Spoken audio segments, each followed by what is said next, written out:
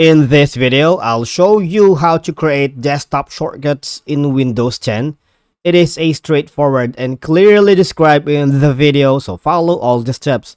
But before we dive into all of it, make sure you hit the subscribe button below and ring the notification bell so you never miss out on our latest content.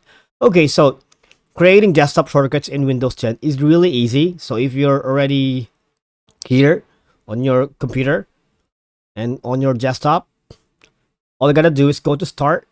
Okay, when you click on it, let's say you wanted to create a desktop of Disney Plus. So first off, click on the app or the file or the folder you wanted to create a desktop, press and hold, and then drag and drop right here. See what happens? That's it. That's how you create a desktop shortcut in Windows 10. So let's do it again.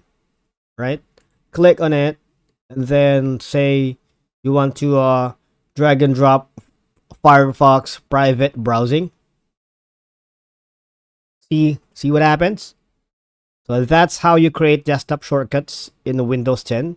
It could be different in depending on the OS that you are using.